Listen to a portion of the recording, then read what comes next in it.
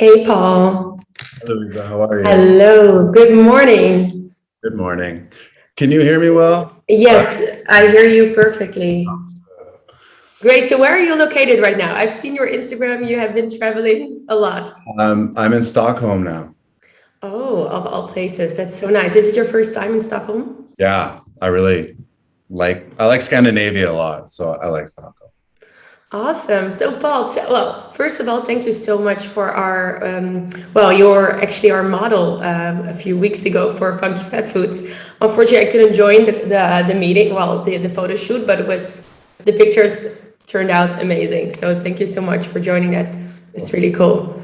So, cool. Yeah, Paul, I would love to I've heard a little bit from Amanda what you do, but I would just love to hear kind of more about your story. What brings you in Europe? Are you like traveling now, or you're combining your work, etc.? Just share a little bit more about you, what you do. Yeah, so I am in Europe now. I've been traveling for 8 weeks now. Awesome. But it is a mixture of travel and work. Actually, during the pandemic and the lockdown time, I taught myself SEO, search engine optimization. You taught it Uh, yourself. Yeah, I taught myself it. I didn't Oh, realize wow. I was looking into it because I needed it for why we're here, the My Mental Health Help website, NeverAlone. And I knew it was a way that it was only going to be seen that way because there's so many big names and brands in the mental health area. I had to find my way to be seen. I thought that was one way. Little did I know that I got good enough that people started hiring me to help them get their website seen. Wow. So yeah, just That is like impressive. So like how did you got this information of like focusing on SEO? I mean, did you follow blogs? Like how did you learn it yourself then? well, one thing, there was nothing else to do because we couldn't do anything. So I had all day long and I knew I had all day for months. But yeah, no, how I learn is definitely blogs, reading things, and just kind of hearing what experts and people I look up to say. That's Podcasts, awesome. I love podcasts in the area. But the biggest thing is like anything else is you just have to try. You can read and think all you want, but if you don't act, you're not going to know if you're going to fail or you're going to win or if you're going to learn. So I just tried everything I read. And then I used the things that worked well and I duplicated that. That's awesome. So you use that for your platform Never Alone. Please tell Mhm. me more about Never Alone. Never Alone is my mental health help brand, I like to call it, because it is there to inspire people. It is there to give helpful information. But I believe a brand is needed to create a business, to create a community, to create something bigger than just one aspect of something. I think it can help more people in different ways other than just mental health conversation, as in physical, Yeah. as in eating well, as in everything like that. I also just honestly, like, I'm the only person in this. I'm hiring people to help me create stuff, but my vision and everything is just me doing it for the first time and seeing what works and what doesn't work. That's But nice. it And started out. how did it started? There we go. Uh, Yeah. I've had multiple things happen in my life in the last, geez, 4 years now, since 2018. So 2018 to 2017 to 2020 for me was crazy. An ex, we broke up. There was mental health issues on her side, which then created mental health PTSD, anxiety on my side due to things for like a year. At that same time, my dad got Parkinson's disease, and I watched him Wow. decay and die after a year because cancer also came in. So in that 3 year window, there was all these things, and they just multiplied and multiplied and multiplied. So much so that I like stopped working. I had panic attacks. I was too Wow. afraid to do anything, like serious stuff that a lot of people can relate to. And I thought one day, is like, I was seeing a therapist, I was doing things, but I'm like, I have to really focus on getting better. I have to focus on this because if I don't do anything, I'm going to be like this when I'm 50, and it's not going to be a life I want to live. So that was Yep. really the start of me helping myself which then turned into me sharing that story through my social media platforms, which turned into people listening, and then me thinking, how else can I get them? What can I do to make this bigger? And that's where Never Alone started. Wow, that is quite a story. Like, how would you? But was this something that you just realized for yourself? Like, hey, I need to find, like, start with a therapist, or like, how did this transition came from? Okay, I need to do something about it. Was it you that just felt like it, or? Yeah, it is. I am going to say I think it's due to my background in sports. I've played high level sports, baseball and basketball. I've worked out for a long period of time. So I've understood that nothing happens overnight. You have to work to get there. Yeah. And that is, and in our society these days, especially, it's people want instant gratification, instant healing, instant help. And some people think after one therapy session, I should feel better. I should feel fine. And I'm like, I know it's not going to happen like that. I know I have to commit to, I think I started off by doing 2 sessions a week for a month. So I was like 8 sessions. Wow. And they're expensive, and like I didn't have the money, but I put it in as an investment of my money for myself. So I luckily came with the background knowledge that it wasn't going to happen overnight, but if I start today doing something that'll make me better in 6 months, let's see what happens. And that's great. I started. Because I can imagine that there are a lot of people out there who just, there's something happening in their life and they just completely shut down, and that's kind of like the end in that sense, where it's when they don't see any way of getting back up. It's kind of like so black and white, where it's, in your case, it's very interesting where you were like, okay, it has to take more, I need to have patience for it, but definitely I'm like, you have to get stronger. And it's something that people, I guess that people, a lot of, they just shut down and just think like, okay, this is it, this is just my life, and they become like in this kind of, can also be kind of like a depression for a long time. Mm-hmm.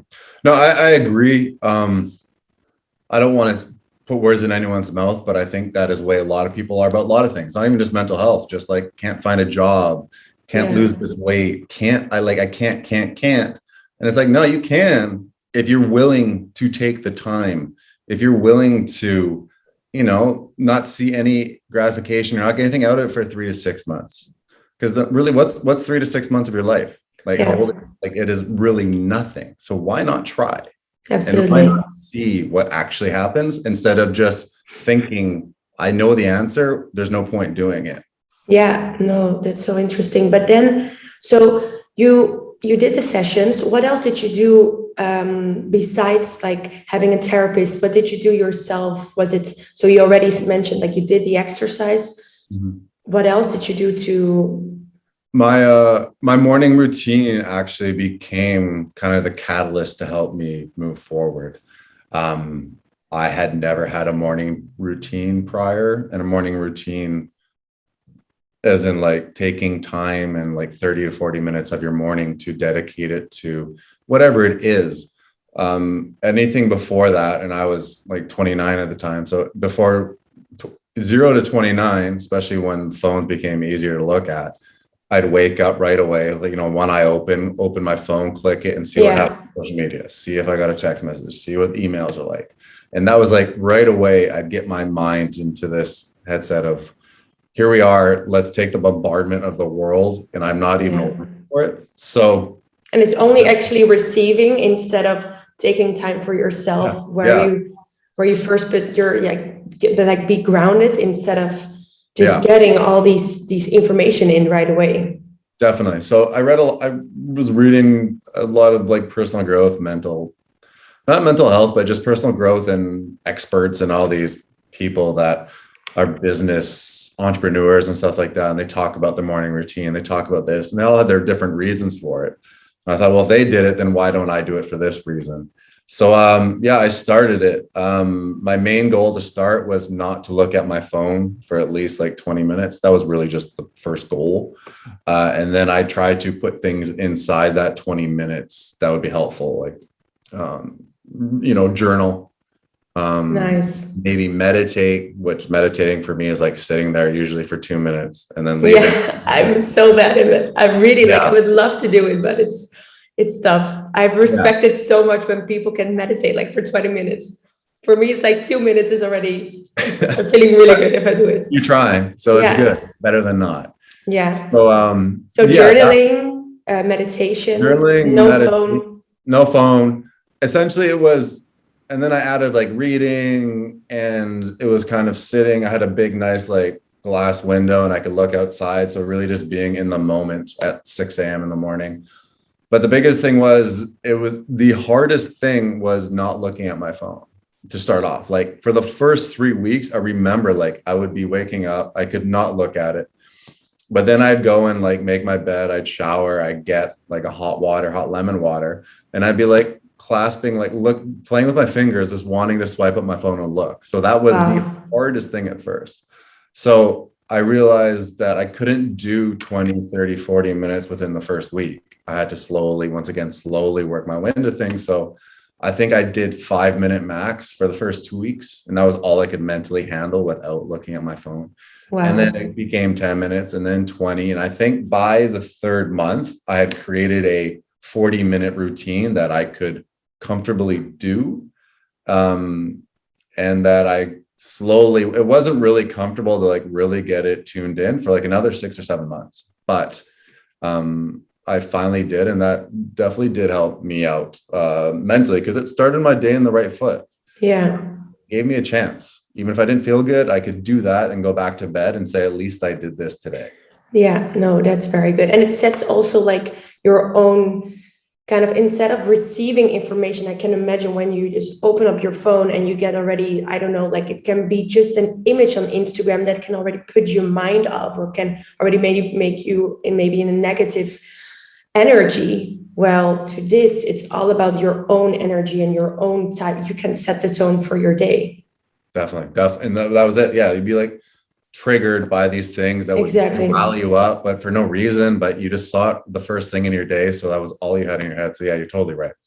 So yeah. And like now that you're traveling, you're just continuing staying with that morning routine, or it must be more challenging. Yeah. Let's see. So I started that in, would have been like 2018. And I did it loyally, the 45 minutes, for at least a year and a half. I will be honest and say, as I've healed and felt more confident as a human, and personal growth, and NeverAlone's grown, and SEO, like I'm in a much different place just in general life than I was then. So it's not as, I don't feel as dependent on it needing to be successful in that day, because I have other things now that I know are in my day routine, not so much routine. So after that year and a half, it's kind of fluctuated as in things that I need, and things that I feel at the time. Yeah, But and also where you can go back to whenever you feel in a certain way, that's you it. can always go back to Definitely. that routine. So I have it. If I do find myself getting down, I know I can come back to that. But there's one thing I do keep, I journal. So journaling is one thing that I have kept out of that, kept up. And let's be honest, it's like 5 minutes or so of my day, but I still don't look at my phone. I don't open my computer. I'll get a couple hot water. I'll have coffee. I'll sit down and journal, just where I am for the day, how yesterday was. Yeah, And that's nice. that was, journaling's hard. Like consistently journaling is, I remember the start, it was a struggle. It was once again, like, what do I write about? This is stupid. I can't think of anything to write about. And I would have a hard time filling out half a page or even writing for a minute. Like it was extremely hard. But I've done it so much that, yeah, it's definitely something that I'm very grateful for. I haven't read anything I've ever journaled about. I'm not that person to look back on anything. Oh yeah. I've thinking, like, I think I have a journal already since I'm like 11. My grandmother is very keen on this, and it's something I had the same in the beginning. It's you don't know what to write about, but it's all what you said about gratitude. Like if you even, there's always one or like many things where you're grateful for. So that's when I never know what to write about, I'd at least go back to that and just be grateful for the things I have, my friends, family, etc. There's a lot of ways to kickstart, to get you started, like being grateful, gratitude, bullet points, drawing. There's a lot of ways just to, if you don't have if someone's listening, someone wants to start, you can do that. But like anything else, once you practice it enough, daily, monthly, weekly, monthly, you will find it to be more comfortable and a thing that you can do. Yeah. But then also journaling in terms of your platform, Never Alone, it's actually also a way maybe for you to express yourself and to write things down must be also a way of a relief or Yeah, no, definitely. Like it is, I do most of the time. I'm so business focused now. I'm not good at focusing on myself. So if I have like a win for Never Alone or my SEO, or like I showed up in Stockholm, Sweden this morning, and I'm from Vancouver, Canada, and I left 8 weeks ago. So like I wrote like waking up in Stockholm. I love the vibe of the city. It's raining out, but I really don't mind because when back home, I really don't like the rain, but like I'm in a different mindset. And I talked about this and Never Alone went well. So I have a plan for today, and like that's my journal for the day. That's nice. And then what is like for the future for Never Alone? So you mentioned it's really a brand, it's a community. Yeah. I have visions, I have ideas. I find every 3 months it's always adapting and changing. So I don't know exactly. I do believe the mental health realm is in a big fluctuation change at this time, for the positive. I believe in the past, mental health, people were afraid to make a brand of it and afraid to make a business idea around it because of they felt they couldn't not take money, but ask people for these things. It should be something that's just given out there, and there shouldn't be anything that you're like, I don't know, you shouldn't monetize it. But the thing is, what is the difference between mental health, physical health, eating health, and all that stuff? Like, I don't see a difference. I think they all work together. Yeah, these like Yeah. the five pillars in life. 100%. So I haven't personally, from what NeverAlone's made, I haven't taken any money. I put money back into the company to create more content, create more stuff. So it's not like a money maker for me. I make my money in other areas. But I do feel there is a realm for that to create the community and grow it brand. I'm using like Gymshark, how they've created a community through their fitness and everything that I believe NeverAlone could be on that realm of community growth, inspiring people, and just hit different areas, fitness being one of them, but have a wider umbrella. That's what I'm hoping for at this time, though. I'm just trying to compete with the massive mental health brands out there. So but I mean, in that sense, it's still something where, as it started from such a story, I mean, you discovered it yourself, you faced it yourself, and then you started Never Alone. So it's beautiful that it's now as a basis, and as you can see it as a brand, but at the end, like in the beginning, you really started this as your own type of way to share your story. And I think that's beautiful, and that's what people also would feel connected to, that there's way more than just where you, of course, SEO is very important, but it's definitely things that may also build like or used for you, or it was benefit for you.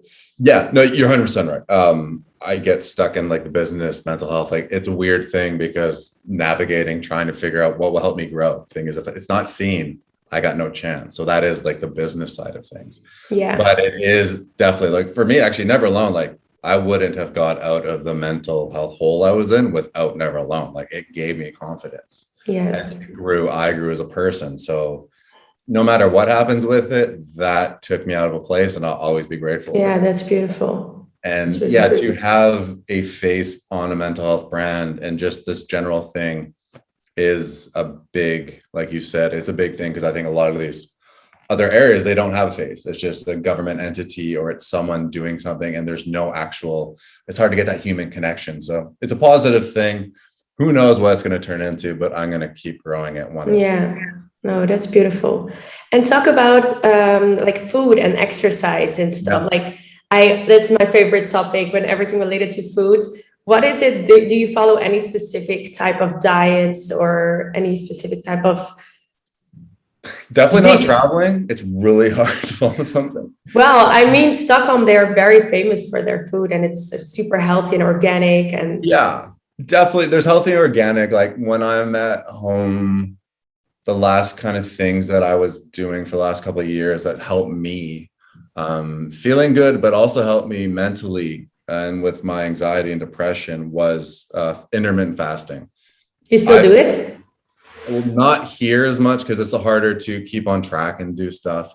But back home, I still do it. Why I do it is I found that I would have more consistent bouts of like anxiety and depression triggers, like just 30-minute things where I felt down.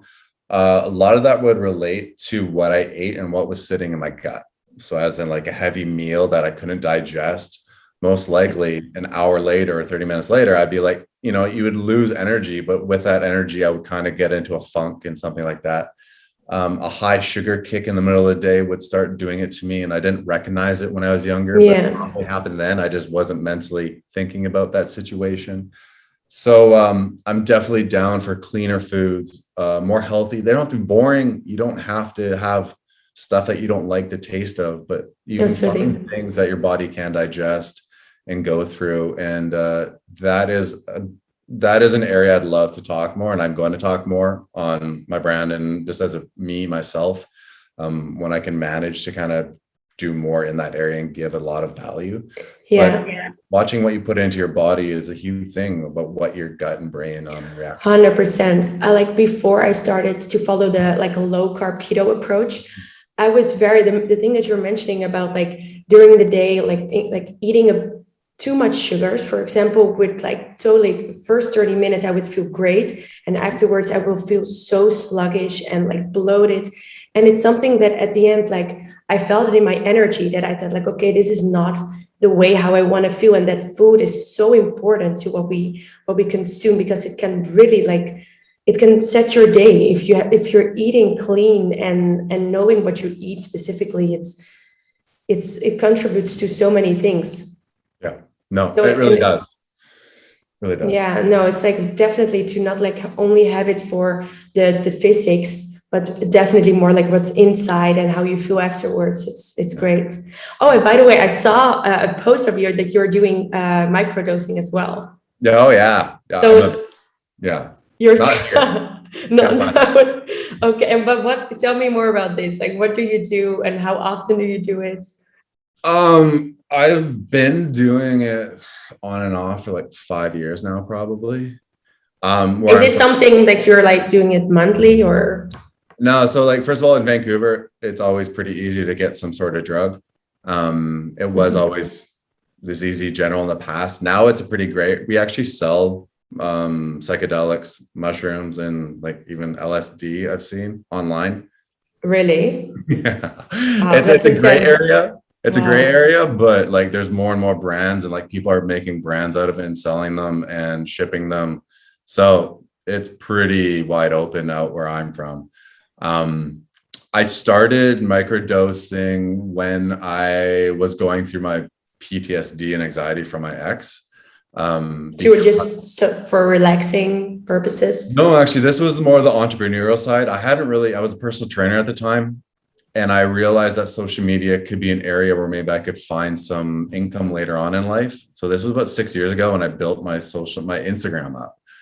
This is where I made my first 2 blogs, but they both did nothing. I didn't know how to do it. This last year is what I've learned. So essentially, this was the catalyst 6 years ago of what I'm doing now that I understand. Like I took the time to learn then and failed, and now that's fantastic.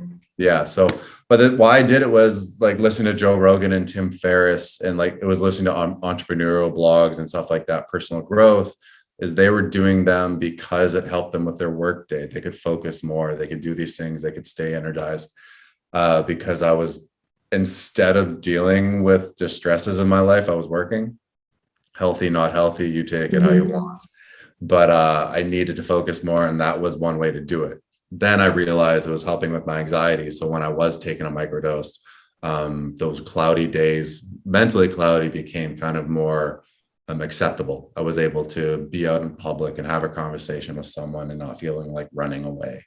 But it comes back to the whole kind of like mental health. In that sense, it's all about your own journey. Yeah. And you can get insights from different type of blogs, platforms such as NeverAlone, and get inspired from it and use maybe some also, for example, talking about a morning routine, use a bits of that, and always kind of like to puzzle like for yourself to see like, hey, this is going to work for me, and test it out, and then you can see kind of like what is the best for your own self. Definitely. And that's it. I'm like, that's it. Like you nailed it. And the thing is like, why I like that is like, not everyone's going to connect with me as a human. Like, and you don't have to. No, There's a exactly. billion people in this world. If you don't like what NeverAlone's doing and I'm doing, that's cool. Cause they'll like what you're doing, Louisa. They'll like what someone else is doing and they'll vibe with them. And if that helps them, then that's amazing. We can't make everyone fall on board with what our plan is. So you just got to be honest with yourself and what you put out there. And if they vibe with it, great. You put more out of it there. If they don't, like, hey, do your thing. No, no, absolutely. That's awesome. That's beautiful. Well, I could talk for a longer time, but really, I want to thank you so much for taking the time to share more about NeverAlone, sharing also like about your story, what happens well to you, and like how you use it as such a positive thing. No, so I think really like it's awesome what you're doing. Final question: where can people find you? So, what are like blogs, Instagram, etc. You can find the website NeverAlone at www.weareneveralone.co. I'd love it to be neveralone.com, but they were trying to sell me that for 110,000 USD. Oh, wow. So that's crazy. That's it. And the rest of the stuff is I don't have a social going for NeverAlone because I don't have the time and the money that's needed to do it properly. So you can find everything else NeverAlone-ish, me-ish at Tall Paul's Life on Instagram and Twitter. But yeah, or just search mental health and find anyone else out there. And if you scroll across my stuff, then you'll just remember this conversation. Awesome. Thank you so much, Paul. Thank you. And I did love your chocolates when I was on the shoot. Awesome. Awesome. I'm happy. What is your favorite flavor? I'm like a chocolate. Dark chocolate. Nice. Yes, me too. I don't mess around. No, cool. Awesome, Paul. Have a great day. Enjoy Stockholm. Thank you, Louisa. Bye-bye.